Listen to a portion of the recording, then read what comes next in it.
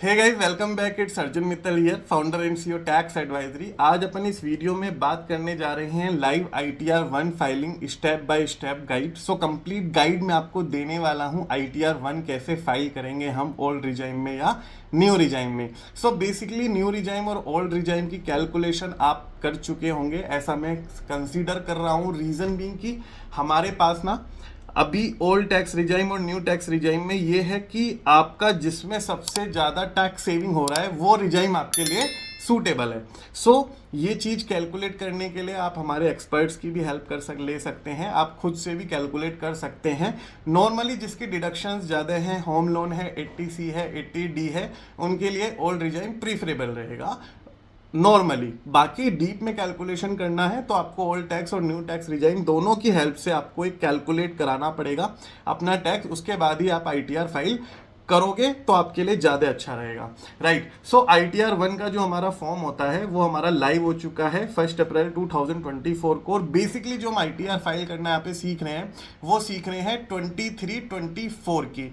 1 अप्रैल 2023 से 31 मार्च 2024 का हमारा फाइनेंशियल ईयर है, राइट। हम यहाँ पे जाएंगे, ई फाइल पे जाके फाइल इनकम टैक्स रिटर्न पे क्लिक करेंगे। इसके बाद हमारे पास ऑप्शन आएगा, यहाँ पे मैं आपको फॉर्म 16 भी दिखा देता हूँ एक। सो बेसिकली ये फॉर्म 16 है। यहाँ पे हमारी बेसिक सैलरी आ रही है, बेसिक सैलरी आ गई यहाँ पे। इसके बाद टोटल सैलरी आ गई और यहाँ पे हमारे पास यहाँ पे 10A का सेक्शन आ गया, लीव सैलरी इनकैशमेंट। एचआरए हमारा यहाँ पे आ गया, राइट। एचआरए के साथ साथ हमारे पास डिडक्शन आ गई, स्टैंडर्ड डिडक्शन हो गई। इसके अलावा हमारे पास लॉस फ्रॉम हाउस प्रॉपर्टी, इन्होंने होम लोन ले रखा है, उसका कुछ वो है इंटरेस्ट वगैरह है, वो उन्होंने अपने एम्प्लॉयर को रिपोर्ट किया हुआ होगा तो वो रिफ्लेक्ट हुआ है। उसके अलावा हमारे पास 80C की ग्रुपिंग आ जाती है, 80D का आ जाता है, वो जीरो है इन केस में, ठीक है। ये हमारा नेट टैक्स पेबल आ जाता है, राइट। सो हम इस फॉर्म 16 को सीखेंगे कैसे हम फाइल कर सकते हैं आईटीआर 1 में। तो आईटीआर 1 फाइल करने के लिए हमें जाना है इनकम टैक्स रिटर्न में। यहाँ करना है file income tax return, assessment year 24-25 select करके हमें मोड ऑनलाइन सेलेक्ट यहाँ पे अपना कर लेना है, राइट। इसके बाद हमें file a fresh income tax return, start new filing पे क्लिक करके हमें इंडिविजुअल ऑप्शन पे क्लिक कर देना है। उसके बाद हमें इसको कंटिन्यू कर देना है। कंटिन्यू करने के बाद हमारे पास 3 फॉर्म खुल के आए हैं, आईटीआर 1, आईटीआर 2 और आईटीआर 4। सो आईटीआर 4 की मैं वीडियो ऑलरेडी बना चुका हूँ, लिंक आपको आई बटन में मिल जाएगा। Right now we are talking about ITR 1 form, right. इसके बाद हमारे पास लेट्स गेट स्टार्टेड पे क्लिक आएगा। Are you filing the income tax return for any of the following reason, इसको आप अदर्स करके चलिएगा, राइट। इसको कंटिन्यू करेंगे। कंटिन्यू करने के बाद हमारे पास एक इस तरीके से टर्मिनल खुल के आएगा जिसमें हमारी सबसे पहले पर्सनल इंफॉर्मेशन के बारे में ये बात करता है। पर्सनल इंफॉर्मेशन में नेचर ऑफ एम्प्लॉयमेंट कुछ डिटेल हमारी ऑलरेडी रिफ्लेक्ट हो जाएगी। इसके बाद अगर आप सेंट्रल गवर्नमेंट के एम्प्लॉय है तो सेंट्रल गवर्नमेंट, स्टेट गवर्नमेंट के है तो स्टेट गवर्नमेंट, पीएसयू में काम करते हैं, पेंशनर हैं, और अगर आप प्राइवेट हैं, प्राइवेट ऑर्गेनाइजेशन में काम करते हैं तो आपको अदर्स का यहाँ पे क्लिक करना है ऑप्शन। अब ये चीज़ हमारी काफ़ी ज़्यादा इंपॉर्टेंट हो जाती है। यहाँ पे डेट ऑफ फाइलिंग में आपको यही रहने देना है, बाय डिफॉल्ट यही रहने देना है। Do you wish to exercise the option of opting out of new tax regime. देखो बाय डिफॉल्ट आप न्यू टैक्स रिजाइम में हो, अगर आप ऑप्ट आउट करना चाहते हो तो आपको यहाँ पे यस करना पड़ेगा, राइट। और आपको ओल्ड टैक्स रिजाइम के हिसाब से यहाँ पे टैक्स भरने के चांसेस मिलेंगे। अगर आप इसको नो ही रहने देते हो तो आप न्यू टैक्स रिजाइम के अकॉर्डिंग अपनी आईटीआर फाइल कर रहे होंगे जिसमें हमें डिडक्शंस जैसे ऑप्शंस नहीं यहाँ पे विजिबल होंगे, राइट। वहाँ पे न्यू टैक्स रिजाइम में हमारे पास डिडक्शंस बहुत कम है, ओल्ड टैक्स रिजाइम में सारी deduction as it is maintained है। तो हम ओल्ड टैक्स रिजाइम का यहाँ पे फाइल करना सीख रहे हैं पहले स्टार्टिंग में। ये हमारा बैंक अकाउंट है, इसको हम कंफर्म कर देंगे। इसके बाद ये हमारा कंफर्म्ड हो जाएगा तो हमारा नया एक कॉलम एक्टिवेट होगा जिसका नाम है ग्रॉस टोटल इनकम, राइट। सो इस बेसिकली ग्रॉस टोटल इनकम में हमें क्या करना है, यहाँ पे इसको स्किप कर देना है सारे क्वेश्चंस को और इसको यस करके हमें प्रोसीड करना है नेक्स्ट ऑप्शन पे। नेक्स्ट ऑप्शन पे प्रोसीड करने के बाद ये यहाँ पे बताएगा income from salary. ITR 150 lakh रुपए तक की सैलरी के लिए वैलिड होता है। उसके ऊपर अगर आपकी सैलरी है तो आप आईटीआर 2 या आईटीआर 3 फाइल करेंगे, right. ITR 3 basically business and profession income के साथ साथ सैलरी इनकम भी हो तब फाइल किया जाता है। उसके बाद हम यहाँ पे सैलरी डालेंगे। यहाँ पे हमारे पास फॉर्म 16 है। फॉर्म 16 में हम देखते हैं हमारी बेसिक सैलरी कितनी है। सो यहाँ पे हमारी बेसिक सैलरी यहाँ पे 12,43396, राइट। यहाँ पे हम डाल देते हैं। इसके बाद ये परक्यूजिट्स हमारे यहाँ पे 0 हैं और यहाँ पे हमारे पास आ जाता है लीव इनकैशमेंट। सो ये हमारे बेसिकली एग्जेम्पशन है। यहाँ पे ये leave encashment, leave travel encashment यहाँ पे आप डाल सकते हो। ये है 5957 का। इसके अलावा हम यहाँ पे ऐड अनोदर करेंगे। ऐड अनोदर करके ये कह रहा है HRA, ठीक है। HRA बेसिकली करने के लिए आपको क्या करना पड़ेगा, यहाँ पे आपको HRA मिल जाएगा यहाँ पे allowances to meet expenses incurred on HRA, right. यहाँ पे हम बेसिकली अपनी अमाउंट डाल देंगे।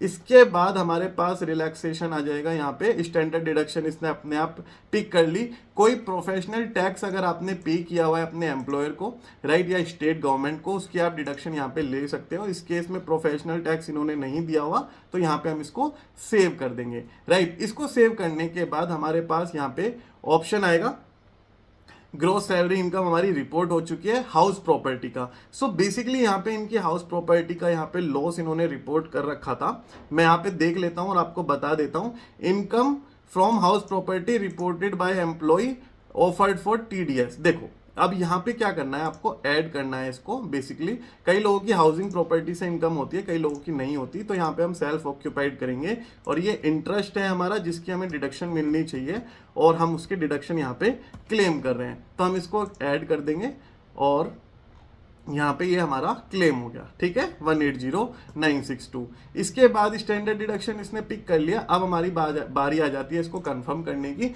ग्रॉस टोटल इनकम रिपोर्ट करने के बाद हमारे पास डिडक्शंस आ जाती हैं, राइट। सो बेसिकली डिडक्शंस में हमें इन सबको यहाँ पे डी सेलेक्ट कर देना है, इसको स्किप कर देना है। यहाँ पे चाहो तो आप यहाँ पे भी भर सकते हो।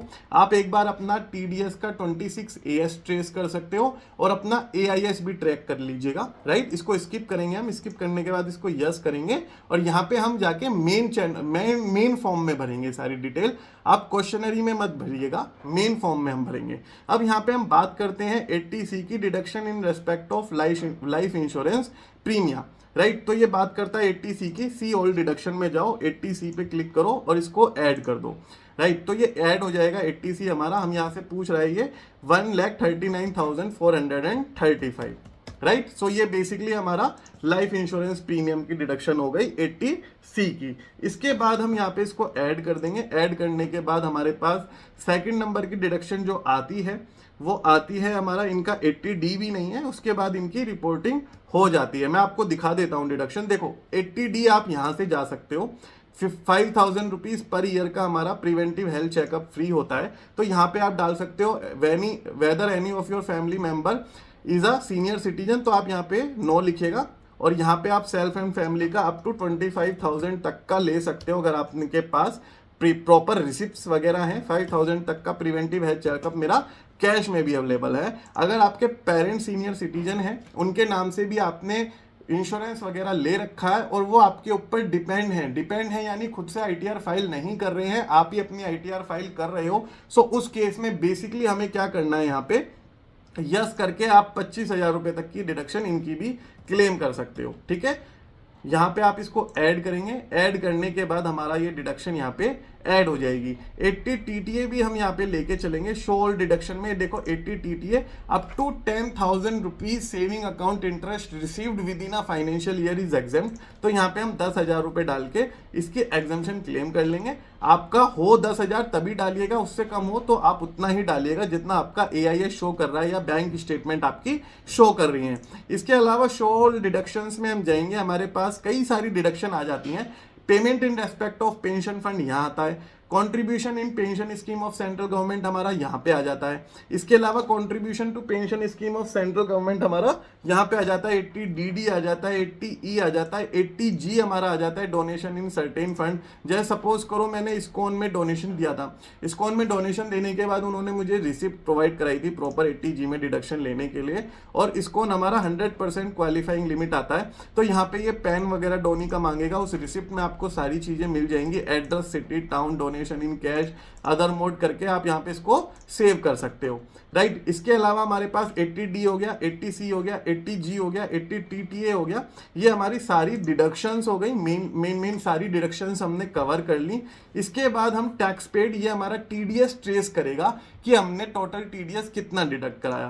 तो हम टैक्स पेड में जाके अपना टीडीएस डिडक्शन यहाँ पे देख लेते हैं एक बार, तो ये उसे टैक्स में से एडजस्ट कर देगा, राइट। इसके बाद हमारी टोटल टैक्स लायबिलिटी आ जाती है। इस लायबिलिटी को हम पे कर देंगे तो हमारा इनकम टैक्स यहाँ पे कंप्लीट हो जाएगा। सो यहाँ पे इसने basically gross total income report करी, टोटल डिडक्शन माइनस करी, टोटल इनकम यहाँ पे कंप्यूट करी। कंप्यूट करने के बाद टोटल टैक्स कंप्यूट करने के बाद इसने रिबेट जीरो कर दी, क्योंकि 5 लाख रुपए से अगर मेरी इनकम ज्यादा है 1 भी रुपया, तो मेरे पे टैक्स जो लगेगा वो 2.5 लाख से ही लगेगा। उसके ऊपर मेरा सेस लगा, एजुकेशन सेस, टैक्स के ऊपर रिलीफ मेरे को कुछ मिला नहीं।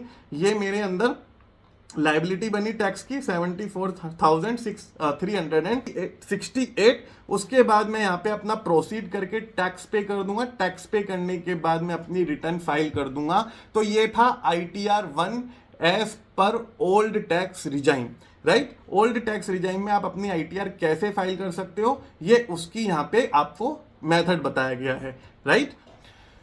So guys, old tax regime में हमारी कई सारी डिडक्शंस अवेलेबल हो जाती है। हाउस प्रॉपर्टी पे हमें डिडक्शन कैसे लेनी है, 80C पे, 80D पे, 80TTA के अंडर डिडक्शंस की हमने बात करी। उसके बाद बेसिक सैलरी हमारा आ गया, परक्यूजिट्स, HRA, सारे हमने अलाउंसेस भी कवर करके आपको ITR 1 फाइल करना यहाँ पे सिखाया। अगर आपका कोई डाउट रह गया है regarding ITR 1 filing as per new old tax regime, तो आप अपना डाउट कमेंट सेक्शन में लिख के मुझे बता सकते हैं, मैं आपकी क्वेरी रिजॉल्व कर दूंगा। Thank you so much guys, बने रहने के लिए थैंक यू सो मच।